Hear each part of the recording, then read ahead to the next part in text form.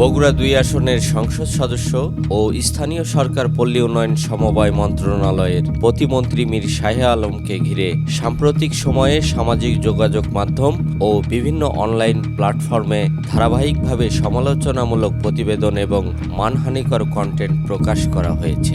এসব প্রচারণার পিছনে কোনো পরিকল্পিত অপপ্রচার রয়েছে কিনা তা নিয়েও রাজনৈতিক ও সামাজিক অঙ্গনে ব্যাপক সমালোচনা শুরু হয়েছে।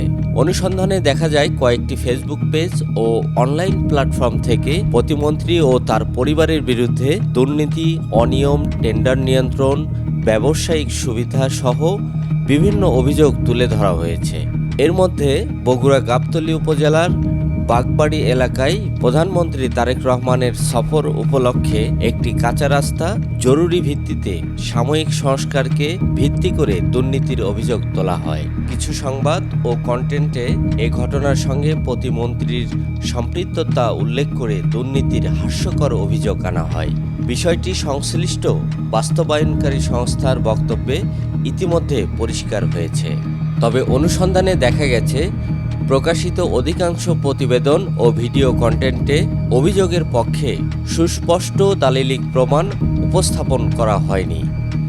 অনেক ক্ষেত্রেই তথ্যের উৎস বা যাচাইযোগ্য নথির উল্লেখ পাওয়া যায়নি।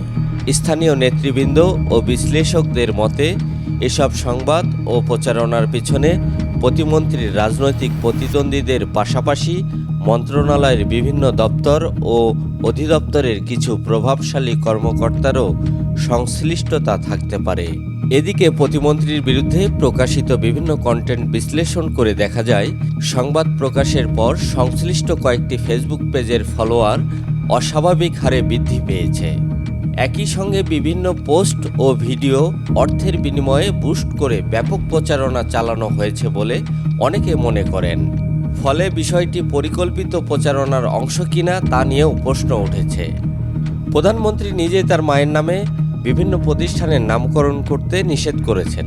সেখানে প্রতিমন্ত্রী শিবগঞ্জ ও মোকামতলা উপজেলার ইউনিয়ন পরিষদ গঠনের নামকরণের সুপারিশ করায় বিতর্কের মুখে পড়েছেন। পরিবারের সদস্যদের নিয়ে নামকরণের যেসব অভিযোগ প্রকাশিত হয়েছে, মীর শাহে আলম ইতিমধ্যে সংসদে তার ব্যাখ্যা দিয়েছেন।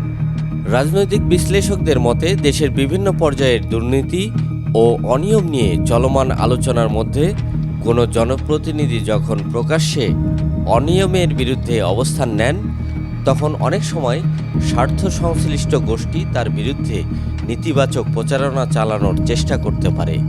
তবে এমন অভিযোগের সত্যতা নির্ধারণের নিরপেক্ষ তদন্তের বিকল্প নেই। অনুসন্ধানে আরও জানা যায়, গত ১৯ বছরে স্থানীয় সরকার বিভাগের বিভিন্ন প্রকল্প ও কার্যক্রমে শত শত কোটি টাকার দুর্নীতি ও অনিয়মের বিষয়ে দুর্নীতি দমন কমিশন দুদক এবং সংশ্লিষ্ট মন্ত্রণালয়ে একাধিক তদন্ত চলমান রয়েছে। প্রতিমন্ত্রী মীর শাহে আলম বিভিন্ন সময়ে দুর্নীতি ও অনিয়মের বিরুদ্ধে সাংবাদিকদের সামনে কথা বলেছেন।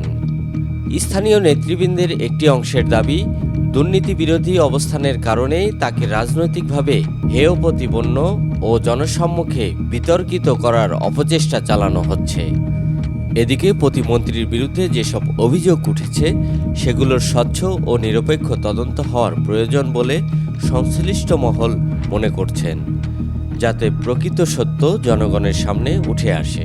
যে কোনো সংবাদ মাধ্যমে কোনো ব্যক্তি বা জনপ্রতিনিধির বিরুদ্ধে সংবাদ প্রকাশের ক্ষেত্রে তথ্যের সত্যতা যাচাই এবং সাংবাদিকতার নৈতিকতা অনুসরণ করা জরুরি বলে মত দিয়েছেন গণমাধ্যম বিশ্লেষকরা।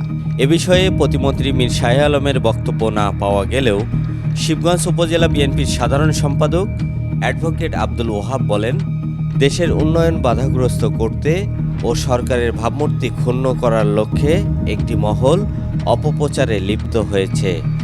প্রতিমন্ত্রী মীর শাহে আলম এমপি দেশের জন্য ও তার এলাকার জন্য নিরলসভাবে কাজ করছেন। এতে তার জনপ্রিয়তা বাড়ছে। এটাই কিছু মানুষের জন্য কাল হয়ে দাঁড়িয়েছে। এজন্যই তারা উঠে পড়ে লেগেছে।